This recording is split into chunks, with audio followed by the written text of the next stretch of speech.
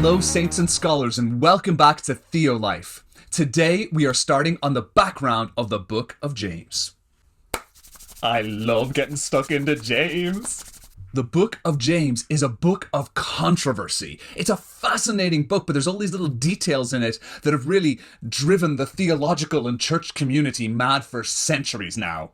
And we are going to get stuck into every single one of those controversies and find out all the good juicy stuff that we have to find in this wonderful biblical book. Controversy number 1. Who is the author? Wait a minute there, Patrick. We know the author's James. It says it right there in the title. It says it right there in verse 1. It even says it on the cover of my King James Bible.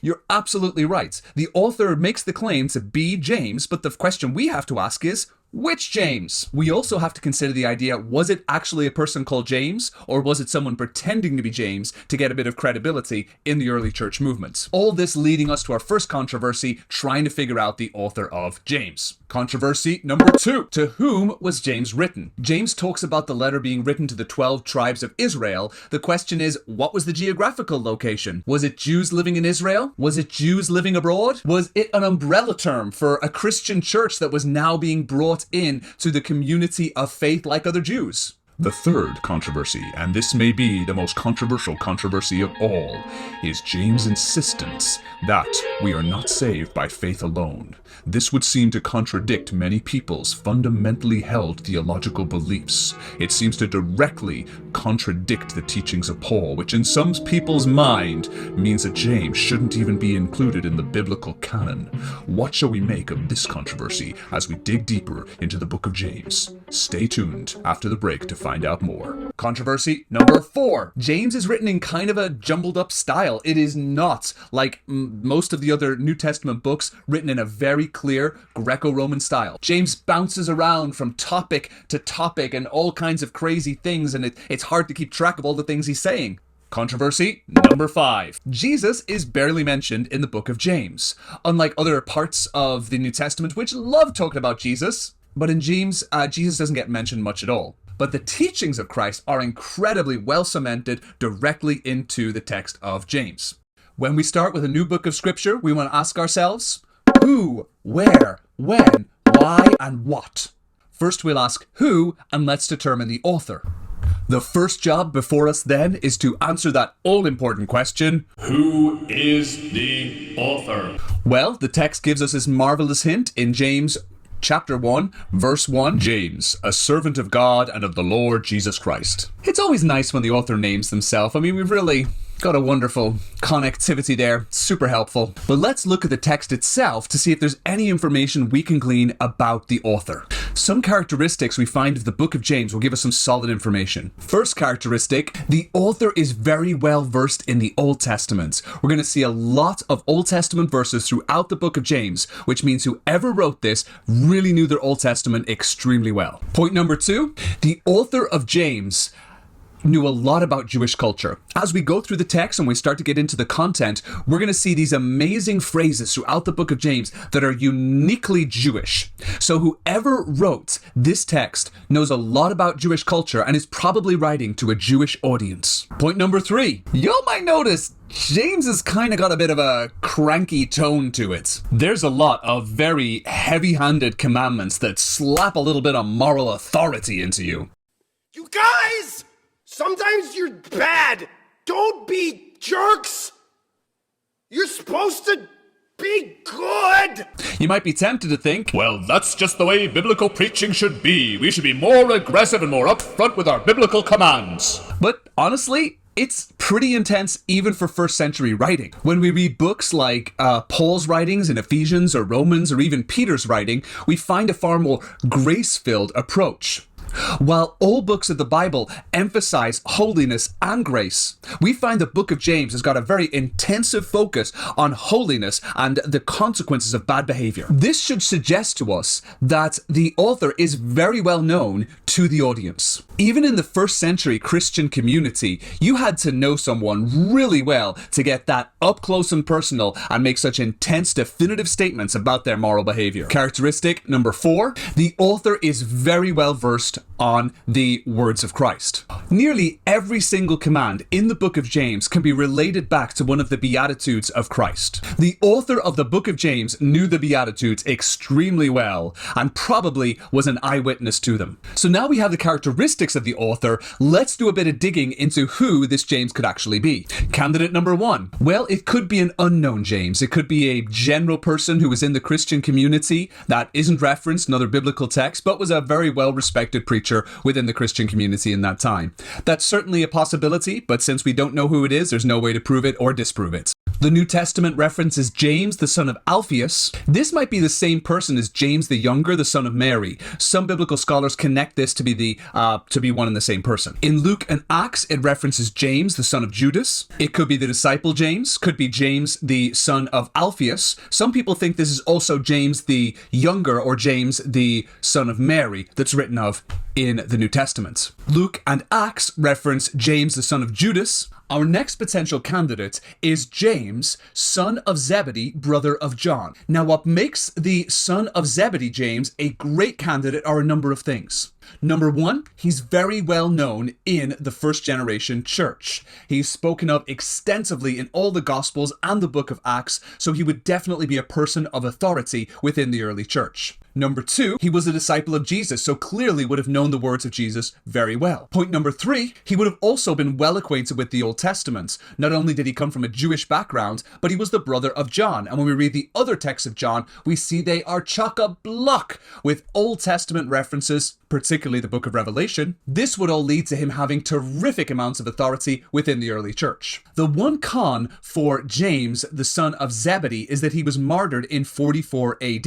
We read about this in Acts 12. While it's certainly possible that the book of James was written as early as 44 AD, it is quite unlikely. The book of James seems to be written to a very well-established church that had been around for a couple of years. It seems to be well aware of other movements within Christianity, and it's unlikely these things could have taken place before 44 AD when James, son of Zebedee, was martyred. Unlikely, but not impossible. The next potential candidate would be that James is pseudepigraphal. The word pseudepigraphal basically means fake writing, from the word pseudo meaning fake and graphia meaning writing. A pseudepigraphal text would be a text where the author is claiming to be someone that they're not. The reason James is unlikely to be pseudepigraphal is the fact the author does not spend any time justifying their position. If a fake author was going to write a book that they didn't really write, they would spend a whole lot of time showing off and trying to convince you that they are who they say they are. I'm totally James, brother of Jesus. Yeah, everyone knows me. Let me prove it to you. I was definitely there when,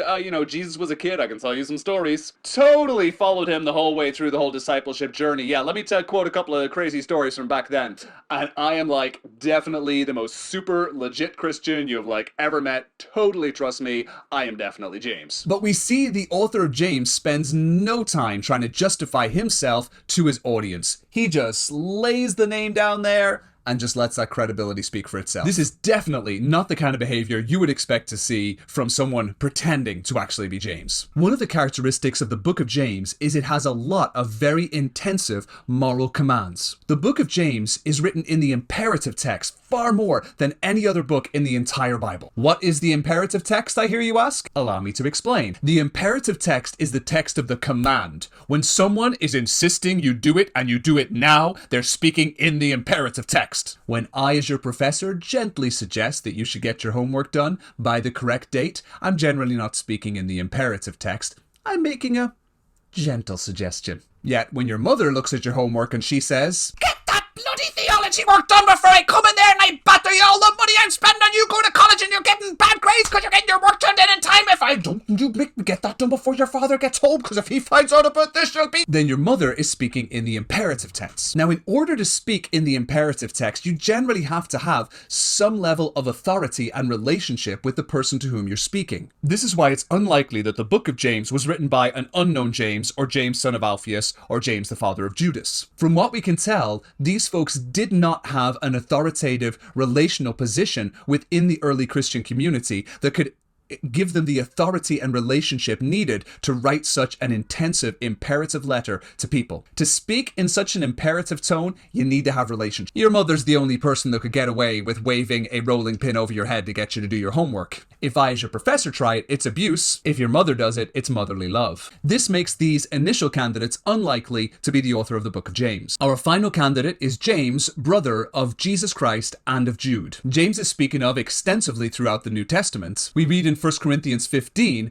that James became likely a convert after he saw the resurrected Jesus. We see James referenced several times in the Gospels directly as the biological brother of Jesus. We see in Galatians 2, Paul labels him as one of the pillars of the church. This would certainly give him a position of authority in the early church that he would need to write a letter like James. We also read in Acts 21 that it is James who instructs Paul in his burgeoning theology. We also know from scripture and early church records that James stayed in Israel and developed churches among the Jewish community in that time. This would account for James's great knowledge of the Old Testament and also references to Jewish ideas throughout his scripture. Finally, we have the overwhelming majority of early church texts pointed James, the brother of Jesus and brother of Jude, as being the author of the book of James. So we see that James likely had the authority within the early church community where he could get away with writing such an imperative, forceful, and authoritative book as the book of James is. This would have given time for the early church to develop in such a way that writing a text like that written in the book of James would not be strange at all. In the past few years, there's been an explosion of scholarship related to this person, James, the brother of Jesus, probably related to this fascinating archaeological discovery that was made at the turn of the millennium. It's called the ossuary of James, and it is kind of a mind-blowing thing. Gonna have to forgive me on this one. Kind of gonna geek out a little bit because I super like biblical archaeology stuff. An ossuary is a bone box. After someone had been dead a while and they decompose, their family would go to their grave, kind of gather the bones together and pop them in a little stone box. This was very common from around 20 BC to around 70 AD with the destruction of Jerusalem. Archaeologists have found thousands of these all throughout Israel, but this one came in particularly extra super duper fascinating. At the turn of the millennia, an ossuary was found that looked quite normal and certainly came from the first century. But the ossuary had a fascinating inscription written upon it. An Aramaic inscription that reads, "James, son of Joseph, brother of Jesus." Of the thousands of ossuaries scattered throughout Israel at that time, this was only the second one that mentions the brother of the deceased. The only reason to include the brother of the deceased is if the brother was of such monumental importance to the community that it was definitely worth mentioning. The archaeologists realized that this person, Yaakov, Anglicanized as James, son of Yosef and brother of Yeshua, had to have a very famous brother called Yeshua, or Anglicanized Jesus. Now, while the names James, Joseph, and Jesus were common enough names in those days, the likelihood of one person having a father called Joseph and brother named Jesus, just like James does in the New Testament, was infinitesimally small. So this ossuary was almost certainly the ossuary of the biblical and historical character, James, brother of Jesus and brother of Jude. Now, when scientists initially analyzed this writing, they noticed that where it said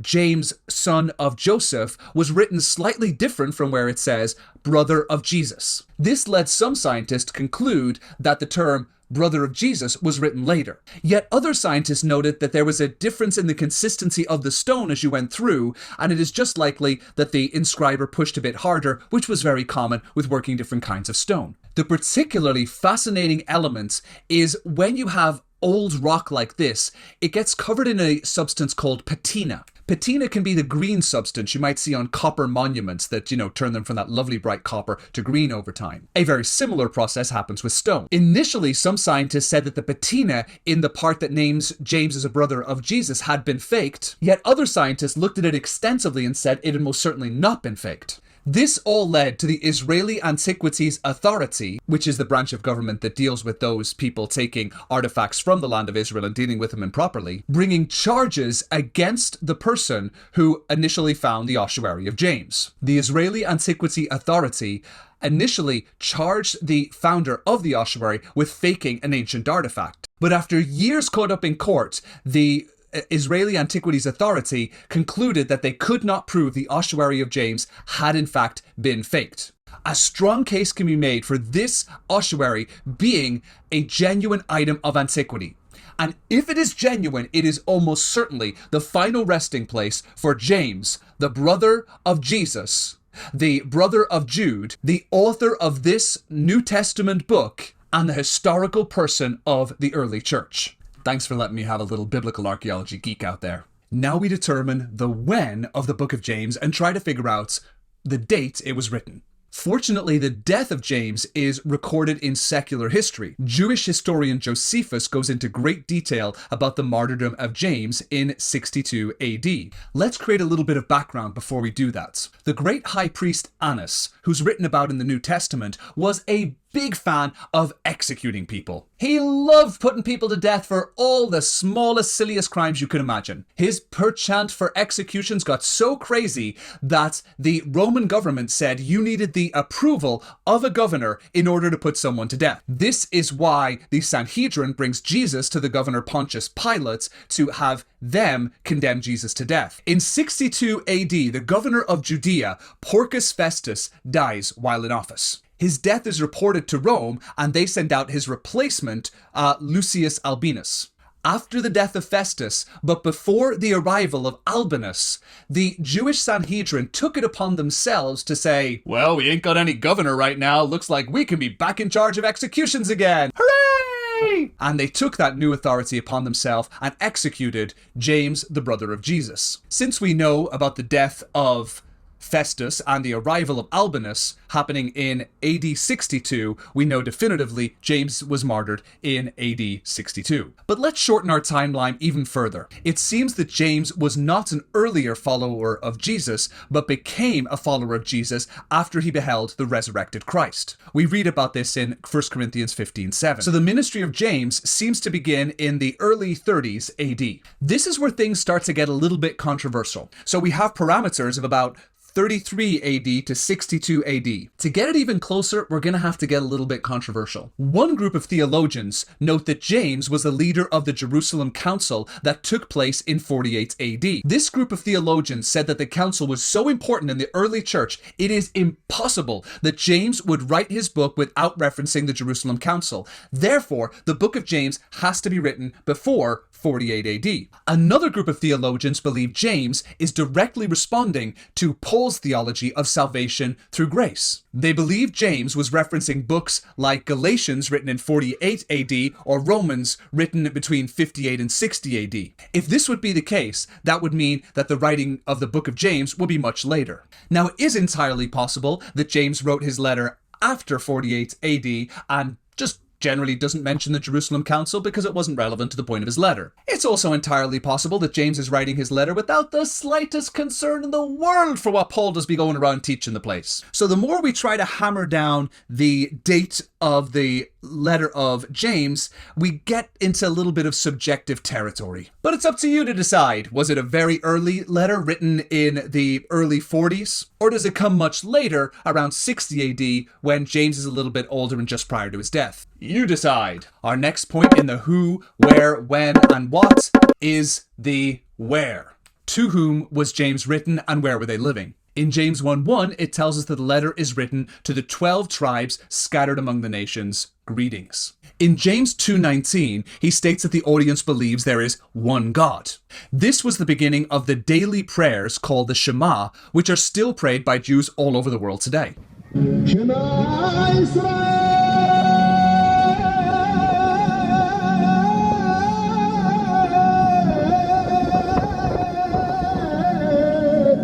It's fundamentally a quotation from Deuteronomy 6:4. Hear, O Israel, the Lord is our God, God is one. This very common repeated Jewish prayer would have been a cultural mainstay of the identity of a Jewish Christian church. So Paul using this phrase would certainly seem to point to the fact he is speaking to Jews. In James 2:8-11, he uses the law and definitely uses some very Jewish language to describe it. As we'll continue to learn, the author of James is not a fan of rich people, like, at all.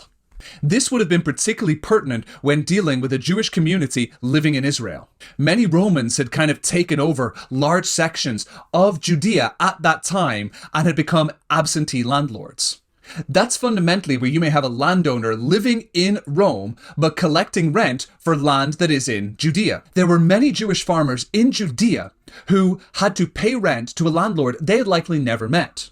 Now, if the harvest was bad, or taxes went up, or one of their kids were sick, these landlords would not change the cost of rent. So people were frequently kicked off their land or sent into bankruptcy, paying rent on their ancestral land and not able to do anything about it. This situation was very prevalent in the first century in Judea, and would have definitely been something that would have resonated with a Jewish church in the first century. We also know that many of the Jews who converted to Christianity were heavily persecuted for that decision. Many of them lost their employment or lost their business because of their dedication to Christ. So James constantly referencing economic inequality is something that would have been very prevalent in the minds of Jewish Christians in Judea in the first century. The early church described themselves as the ecclesia, which is the Greek term fundamentally meaning an assembly. The author describes this church as both an ecclesia and a synagogue.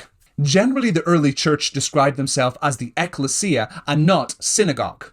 Both ecclesia and synagogue mean assembly or gathering. The early church associated themselves more with the ecclesia, whereas the Jewish groups associated themselves more with the synagogue. The fact that James describes the assembly in both terms means they likely are Christians from a Jewish background. James uses terms like judge or Lord of glory throughout his book.